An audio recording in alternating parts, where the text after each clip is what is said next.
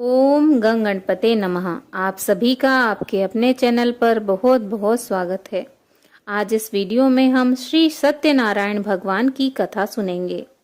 एक समय की बात है, नैमिषारण्य के तीर्थ में सौनकादिक 88,000 ऋषियों ने श्री सूत जी से पूछा, हे प्रभु, इस कलयुग में वेद विद्या रहित मनुष्यों को प्रभु भक्ति किस प्रकार मिल सकती है तथा उनका उद्धार कैसे होगा। हे मुनि श्रेष्ठ, कोई ऐसा तप बताइए जिससे थोड़े समय में ही पुण्य मिले और मनोवांछित फल की प्राप्ति हो जाए। इस प्रकार की कथा सुनने की हम इच्छा रखते हैं। सर्वशास्त्रों के ज्ञाता सूत जी बोले, हे वैष्णवों में पूज्य, आप सभी ने प्राणियों के हित की बात पूछी है, इसलिए मैं एक ऐसे श्रेष्ठ व्रत को आप लोगों को बताऊंगा जिसे नारद जी ने लक्ष्मी नारायण जी से पूछा था और लक्ष्मीपति ने मुनि श्रेष्ठ नारद जी से कहा था। आप सब इसे ध्यान से सुनिए। एक समय की बात है, योगी राज नारद जी दूसरों की हित की इच्छा लिए अनेकों लोकों में घूमते हुए मृत्यु लोक में आ पहुंचे। यहाँ उन्होंने अनेक योनियों में जन्मे प्रायः सभी मनुष्यों को अपने कर्मों द्वारा अनेक दुखों से पीड़ित देखा। उनका दुख देख नारद जी सोचने लगे कि कैसा यत्न किया जाए जिसके करने से निश्चित रूप से मानव के दुखों का अंत हो जाए। इसी विचार पर मनन करते हुए वह विष्णु लोक में गए। वहां वह देवों के ईश भगवान नारायण की स्तुति करने लगे, जिनके हाथों में शंख चक्र गदा और पद्म थे, गले में वरमाला पहने हुए थे। स्तुति करते हुए नारद जी बोले, हे भगवान, आप अत्यंत शक्ति से संपन्न हैं। मन तथा वाणी भी आपको नहीं पा सकती हैं। आपका आदि मध्य तथा अंत नहीं है। निर्गुण स्वरूप सृष्टि के कारण भक्तों के दुख को दूर करने वाले आपको मेरा नमस्कार है। नारद जी की स्तुति सुन भगवान विष्णु जी बोले, हे मुनि श्रेष्ठ, आपके मन में क्या बात है? आप किस काम के लिए पधारे हैं, उसे निसंकोच कहो। इस पर नारद मुनि बोले कि मृत्यु लोक में अनेक योनियों में जन्मे मनुष्य अपने कर्मों के द्वारा अनेकों दुख से दुखी हो रहे हैं। हे नाथ, आप मुझ पर दया रखते हैं तो बताइए, वो मनुष्य थोड़े प्रयास में ही अपने दुखों से कैसे छुटकारा पा सकते हैं। श्री हरि बोले, हे नारद, मनुष्यों की भलाई के लिए तुमने बहुत अच्छी बात पूछी है। जिसके करने से मनुष्य मोह से छूट जाता है, वह बात मैं कहता हूँ, उसे सुनो। स्वर्ग लोक व मृत्यु लोक दोनों में एक दुर्लभ उत्तम व्रत है जो पुण्य देने वाला है। आज प्रेम वश होकर मैं तुमसे उसे कहता हूँ। श्री सत्यनारायण भगवान का यह व्रत अच्छी तरह विधान पूर्वक करके मनुष्य तुरंत ही यहाँ सुख भोग कर मरने पर मोक्ष पाता है। श्री हरि के वचन सुन नारद जी बोले कि उस व्रत का क्या फल है और उसका क्या विधान है। यह व्रत किसने किया था, इस व्रत को किस दिन करना चाहिए, सभी कुछ विस्तार से बताएं। नारद जी की बात सुनकर श्री हरि बोले, दुख व शोक को दूर करने वाला यह व्रत सभी स्थानों पर विजय दिलाने वाला है। मानव को भक्ति व श्रद्धा के साथ शाम को श्री सत्यनारायण भगवान की पूजा धर्मपरायण होकर ब्राह्मणों व बंधुओं के साथ करनी चाहिए। भक्ति भाव से ही नैवेद्य, केले का फल, घी, दूध और गेहूं का आटा सवाया लें। गेहूं के स्थान पर साठी का आटा, शक्कर तथा गुड़ लेकर वह सभी भक्षण योग्य पदार्थों को मिलाकर भगवान का भोग लगाएं। ब्राह्मणों सहित बंधु बांधवों को भी भोजन कराएं। उसके बाद स्वयं भोजन करें। भजन कीर्तन के साथ भगवान की भक्ति में लीन हो जाएं। इस तरह से सत्यनारायण भगवान का यह व्रत करने पर मनुष्य की सारी इच्छाएं निश्चित रूप से पूरी होती हैं। इस कली काल अर्थात कलयुग में मृत्यु लोक में मोक्ष का यही एक सरल उपाय बताया गया है। इति श्री सत्यनारायण व्रत कथा का प्रथम अध्याय संपूर्ण। बोलिए श्री सत्यनारायण भगवान की जय। श्रीमन नारायण नारायण नारायण, भजमन नारायण नारायण नारायण, श्री सत्यनारायण नारायण नारायण। बोलिए श्री सत्यनारायण भगवान की जय। श्री सत्यनारायण व्रत कथा का द्वितीय अध्याय। सूत जी बोले, हे ऋषियों, जिसने पहले समय में इस व्रत को किया था उसका इतिहास कहता हूँ, ध्यान से सुनो। सुंदर काशीपुर नगरी में एक अत्यंत निर्धन ब्राह्मण रहता था।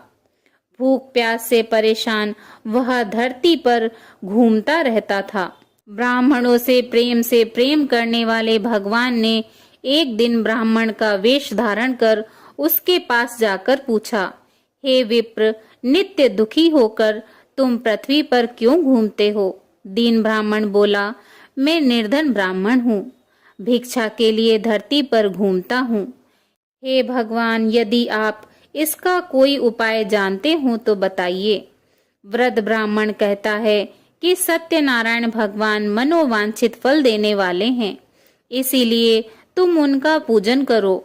इसे करने से मनुष्य सभी दुखों से मुक्त हो जाता है। वृद्ध ब्राह्मण बनकर आए सत्यनारायण भगवान उस निर्धन ब्राह्मण को व्रत का सारा विधान बताकर अंतर्ध्यान हो गए। ब्राह्मण मन ही मन सोचने लगा कि जिस व्रत को वृद्ध ब्राह्मण करने को कह गया है, मैं उसे जरूर करूंगा। यह निश्चय करने के बाद उसे रात में नींद नहीं आई। वह सवेरे उठकर सत्यनारायण भगवान के व्रत का निश्चय कर भिक्षा के लिए चला गया। उस दिन निर्धन ब्राह्मण को भिक्षा में बहुत धन मिला, जिससे उसने बंधु बांधवों के साथ मिलकर श्री सत्यनारायण भगवान का व्रत संपन्न किया। भगवान सत्यनारायण का व्रत संपन्न करने के बाद वह निर्धन ब्राह्मण सभी दुखों से छूट गया और अनेक प्रकार की संपत्तियों से युक्त हो गया। उसी समय से यह ब्राह्मण हर माह इस व्रत को करने लगा। इस तरह से सत्यनारायण भगवान के व्रत को जो मनुष्य करेगा वह सभी प्रकार के पापों से छूटकर मोक्ष को प्राप्त होगा। जो मनुष्य इस व्रत को करेगा वह भी सभी दुखों से मुक्त हो जाएगा। सूत जी बोले कि इस तरह से नारद जी से नारायण जी का कहा हुआ श्री सत्यनारायण व्रत को मैंने तुमसे कहा है। हे विप्रो, मैं अब और क्या कहूँ? ऋषि बोले, हे मुनिवर, संसार में उस विप्र से सुनकर और किस किसने इस व्रत को किया, हम सब इस बात को सुनना चाहते हैं। इसके लिए हमारे मन में श्रद्धा का भाव है। सूत जी बोले, हे मुनियों, जिसने इस व्रत को किया है वह सब सुनो। एक समय वही विप्र धन व ऐश्वर्य के अनुसार अपने बंधु बांधवों के साथ इस व्रत को करने को तैयार हुआ। उसी समय एक लकड़ी बेचने वाला बूढ़ा आदमी आया और लकड़ियां बाहर रखकर अंदर ब्राह्मण के घर में गया। प्यास से दुखी वह लकड़हारा उनको व्रत करते देख विप्र को नमस्कार कर पूछने लगा कि आप यह क्या कर रहे हैं तथा इसे करने से क्या फल मिलेगा, कृपया मुझे भी बताइए। ब्राह्मण ने कहा कि सब मनोकामनाओं को पूरा करने वाला यह सत्यनारायण भगवान का व्रत है। इनकी कृपा से ही मेरे घर में धन धान्य आदि की वृद्धि हुई है। विप्र से सत्यनारायण व्रत के बारे में जानकर लकड़हारा बहुत प्रसन्न हुआ। चरणामृत लेकर वह प्रसाद खाने के बाद वह अपने घर को गया। लकड़हारे ने अपने मन में संकल्प किया, आज लकड़ी बेचने से जो धन मिलेगा उसी से श्री सत्यनारायण भगवान का उत्तम व्रत करूंगा। मन में इस विचार को ले बूढ़ा आदमी सिर पर लकड़ियां रख उस नगर में बेचने गया जहां धनी लोग ज्यादा रहते थे। उस नगर में उसे अपनी लकड़ियों का दाम पहले से 4 गुना अधिक मिलता है। बूढ़ा प्रसन्नता के साथ दाम लेकर केले, शक्कर, घी, दूध, दही और गेहूं का आटा ले और सत्यनारायण भगवान की व्रत की अन्य सामग्रियां लेकर अपने घर गया। वहां उसने अपने बंधु बांधवों को बुलाकर विधि विधान से भगवान सत्यनारायण का पूजन व व्रत किया। इस व्रत के प्रभाव से वह बूढ़ा लकड़हारा धन पुत्र आदि से युक्त होकर संसार के समस्त सुख भोग अंतकाल में बैकुंठ धाम चला गया। इति श्री सत्यनारायण व्रत कथा का 2वां अध्याय संपूर्ण। बोलिए श्री सत्यनारायण भगवान की जय। श्रीमन नारायण नारायण नारायण, भजमन नारायण नारायण नारायण, श्रीमन नारायण नारायण नारायण। श्री सत्यनारायण व्रत कथा 3 अध्याय। सूत जी बोले, हे श्रेष्ठ मुनियों, अब आगे की कथा कहता हूँ। पहले समय में उल्का मुख नाम का एक बुद्धिमान राजा था। वह सत्यवक्ता और जितेंद्रिय था। प्रतिदिन देव स्थानों पर जाता और निर्धनों को धन देकर उनके कष्ट दूर करता था। उसकी पत्नी कमल के समान मुख वाली तथा सती साध्वी थी। भद्रशिला नदी के तट पर उन दोनों ने श्री सत्यनारायण भगवान का व्रत किया। उसी समय साधु नाम का एक वैश्य आया। उसके पास व्यापार करने के लिए बहुत सा धन भी था। राजा को व्रत करते देखकर वह विनय के साथ पूछने लगा, हे राजन, भक्ति भाव से पूर्ण होकर आप यह क्या कर रहे हो? मैं सुनने की इच्छा रखता हूँ, तो आप मुझे बताएं। राजा बोला, हे साधु, अपने बंधु बांधवों के साथ पुत्र आदि की प्राप्ति के लिए एक महाशक्तिमान श्री सत्यनारायण भगवान का व्रत व पूजन कर रहा हूँ। राजा के वचन सुन साधु आदर से बोला, हे राजन, मुझे इस व्रत का सारा विधान कहिए। आपके कथना अनुसार मैं भी इस व्रत को करूँगा। मेरी भी संतान नहीं है और इस व्रत को करने से निश्चित रूप से मुझे संतान की प्राप्ति होगी। राजा से व्रत का सारा विधान सुन व्यापार से निवृत्त हो वह अपने घर गया। साधु वैश्य ने अपनी पत्नी को संतान देने वाले इस व्रत का वर्णन कह सुनाया और कहा कि जब मेरी संतान होगी तब मैं इस व्रत को करूँगा। साधु ने इस तरह के वचन अपनी पत्नी लीलावती से कहे। एक दिन लीलावती पति के साथ आनंदित हो सांसारिक धर्म में प्रवृत्त होकर सत्यनारायण भगवान की कृपा से गर्भवती हो गई। 10वें महीने में उसके गर्भ से एक सुंदर कन्या ने जन्म लिया। दिनों दिन वह ऐसे बढ़ने लगी जैसे शुक्ल पक्ष का चंद्रमा बढ़ता है। माता पिता ने अपनी कन्या का नाम कलावती रखा।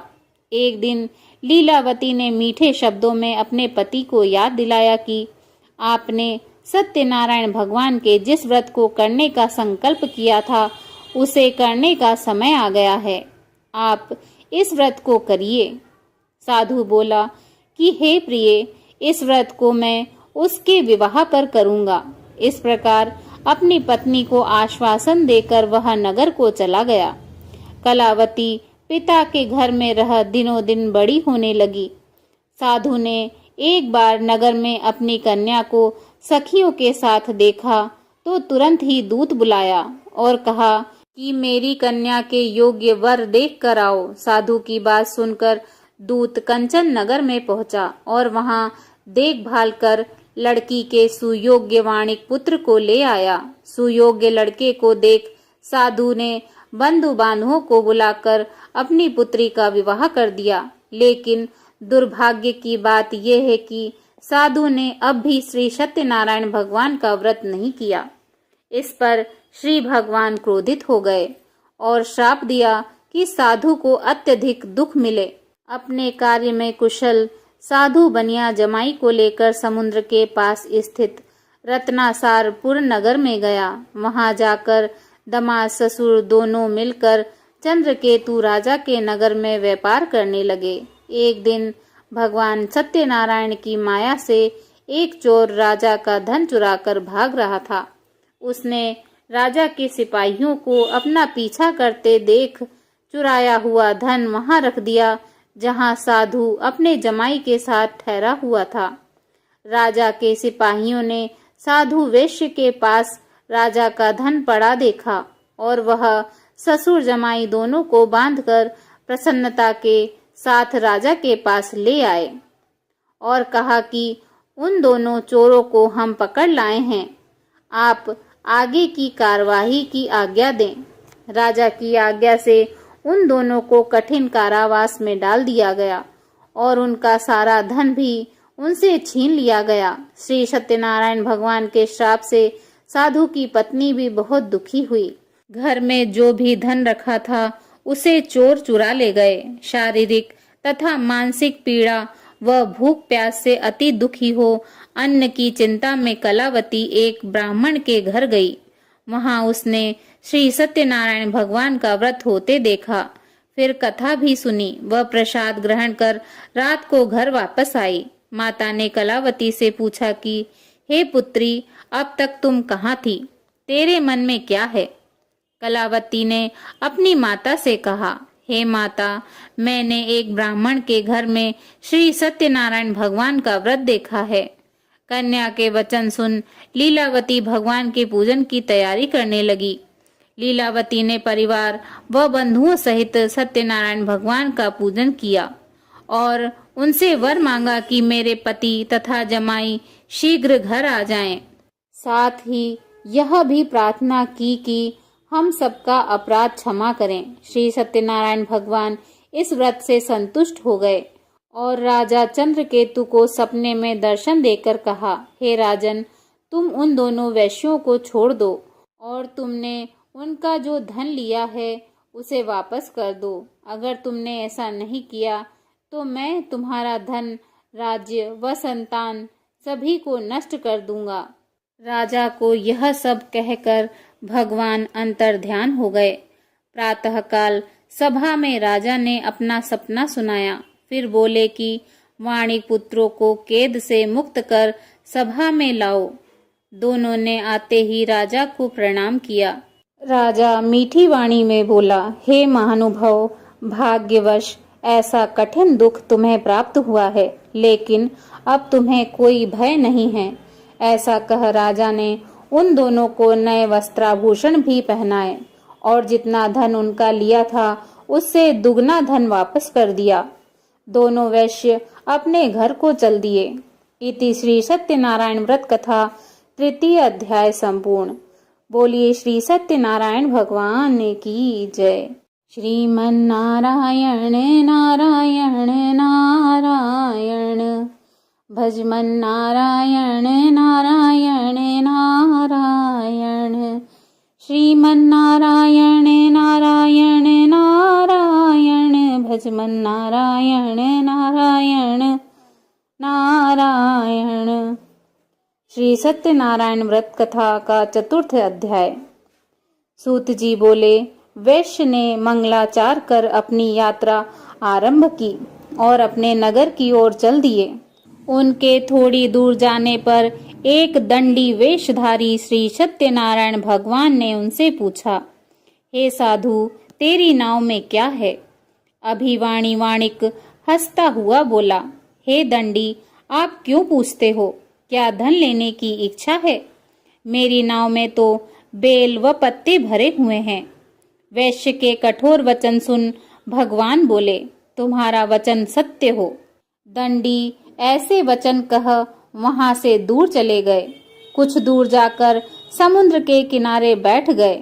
दंडी के जाने के बाद साधु वैश्य ने नित्य क्रिया के पश्चात नाव को ऊंची उठते देख अचंभा मान और नाव में बेल पत्ते आदि देख वह मूर्छित हो जमीन पर गिर पड़ा।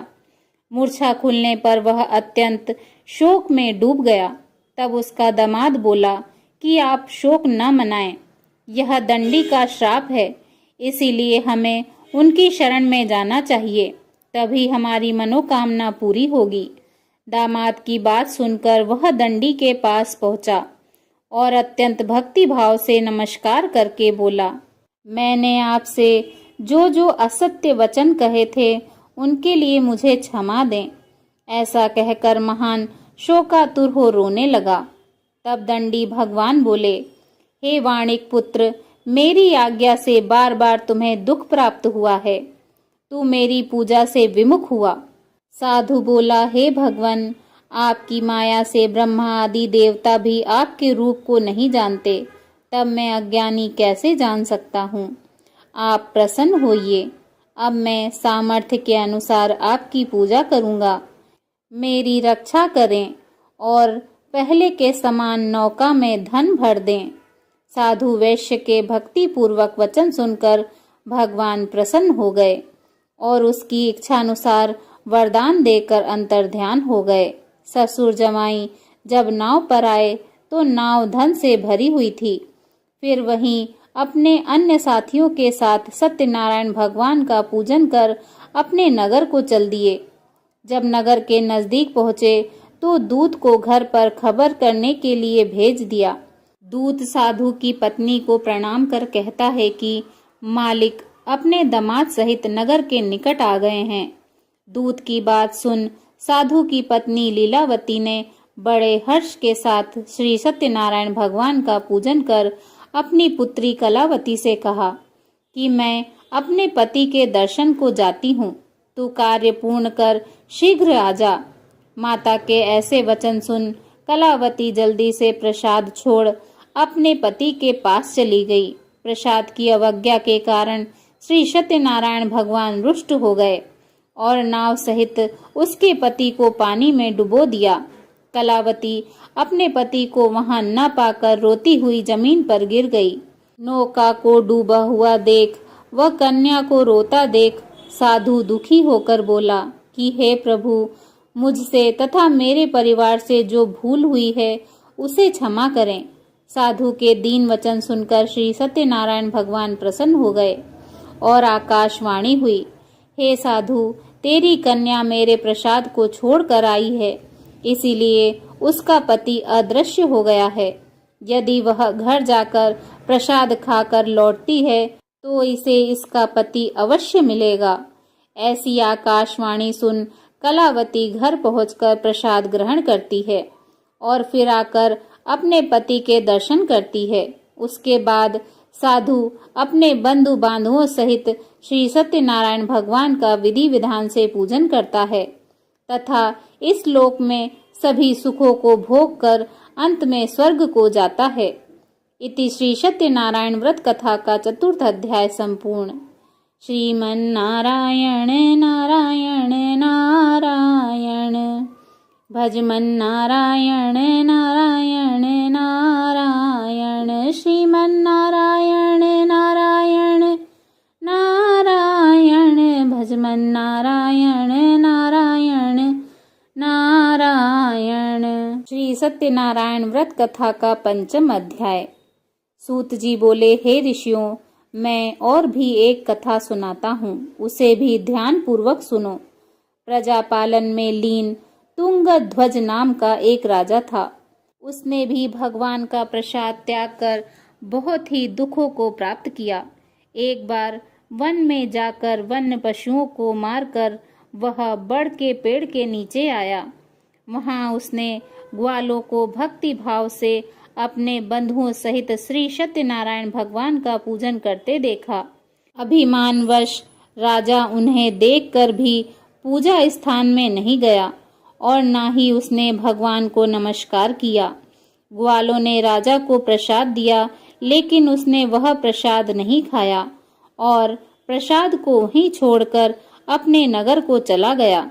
जब वह नगर में पहुंचा तो वहां सब कुछ तहस नहस हुआ पाया, तो वह शीघ्र ही समझ गया कि यह सब भगवान ने ही किया है। वह दोबारा ग्वालों के पास पहुंचा और विधि पूर्वक पूजा करके प्रसाद खाया तो श्री सत्यनारायण भगवान की कृपा से सब कुछ पहले जैसा हो गया। दीर्घ काल तक सुख भोगने के बाद मरणोपरांत उसे स्वर्गलोक की प्राप्ति हुई। जो मनुष्य परम दुर्लभ इस व्रत को करेगा तो भगवान श्री सत्यनारायण की अनुकंपा से उसे धन्य धान्य की प्राप्ति होगी। निर्धन धनी हो जाता है और भय मुक्त हो जीवन जीता है। संतानहीन मनुष्य को संतान सुख मिलता है और सारे मनोरथ पूर्ण होने पर मानव अंतकाल में वैकुंठ धाम को जाता है। सूत जी बोले, जिन्होंने पहले इस व्रत को किया, अब उनके दूसरे जन्म की कथा कहता हूँ। वृद्ध सतानन ब्राह्मण ने सुदामा का जन्म लेकर मोक्ष की प्राप्ति की। लकड़हारे ने अगले जन्म में निषाद बनकर मोक्ष प्राप्त किया। उल्कामुख नाम के राजा दशरथ होकर बैकुंठ को गए। साधु नाम के वैश्य ने मोर ध्वज बनकर अपने पुत्र को आरे से चीरकर मोक्ष पाया। महाराज तुंगध्वज ने स्वयंभू होकर भगवान में भक्ति युक्त हो कर्म कर मोक्ष पाया। इति श्री सत्यनारायण व्रत कथा का 5वां अध्याय संपूर्ण। बोलिए श्री सत्यनारायण भगवान की जय। श्रीमन्नारायण नारायण नारायण, भजमन नारायण नारायण नारायण, श्रीमन्नारायण नारायण नारायण, श्रीमन्नारायण नारायण नारायण। श्री सत्यनारायण भगवान की आरती। ओम जय लक्ष्मी रमणा, स्वामी जय लक्ष्मी रमणा। श्री सत्यनारायण स्वामी, श्री सत्यनारायण स्वामी, जनपातक हरणा। ओम जय लक्ष्मी रमणा। रत्न जड़ित सिंहासन, अद्भुत छवि राजे, स्वामी अद्भुत छवि राजे। नारद करत निरंजन, नारद करत निरंजन, घंटा ध्वनि बाजे। ओम जय लक्ष्मी रमणा। प्रकट भये कली कारण, द्विज को दर्श दियो, स्वामी द्विज को दर्श दियो। बूढ़ो ब्राह्मण बनकर, बूढ़ो ब्राह्मण बनकर, कंचन महल कियो। ओम जय लक्ष्मी रमणा। दुर्बल भील कठोरा, जिन पर कृपा करी, स्वामी जिन पर कृपा करी। चंद्रचूर्ण एक राजा, स्वामी चंद्रचूर्ण एक राजा, तिनकी विपत्ति हरी। ओम जय लक्ष्मी रमणा। वैश्य मनोरथ पायो, श्रद्धा तज दीनी, स्वामी श्रद्धा तज दीनी। सो फल भोग्यो प्रभु जी, सो फल भोग्यो प्रभु जी, फिर स्तुति कीनी। ओम जय लक्ष्मी रमणा। भाव भक्ति के कारण, छिन छिन रूप धर्यो, स्वामी छिन छिन रूप धर्यो। श्रद्धा धारण कीनी, श्रद्धा धारण कीनी, तिनके काज सर्यो। ओम जय लक्ष्मी रमणा। ग्वाल बाल संग राजा, वन में भक्ति करी, स्वामी वन में भक्ति करी। मन वांछित फल दीनो, मन वांछित फल दीनो, दीन दयाल हरि। ओम जय लक्ष्मी रमणा। चढ़त प्रसाद सवायो, कदली फल मेवा, स्वामी कदली फल मेवा। धूप दीप तुलसी से, धूप दीप तुलसी से, राजी सत्यदेवा। ओम जय लक्ष्मी रमणा। श्री सत्यनारायण जी की आरती जो कोई नर गावे, स्वामी जो कोई नर गावे। रिद्धि सिद्धि सुख संपत्ति, रिद्धि सिद्धि सुख संपत्ति सहज रूप पावे। ओम जय लक्ष्मी रमणा। ओम जय लक्ष्मी रमणा। स्वामी जय लक्ष्मी रमणा। श्री सत्यनारायण स्वामी, श्री सत्यनारायण स्वामी जन पातक हरणा। ओम जय लक्ष्मी रमणा। बोलो श्री सत्यनारायण भगवान की जय। ओम नमो भगवते वासुदेवाय नमः।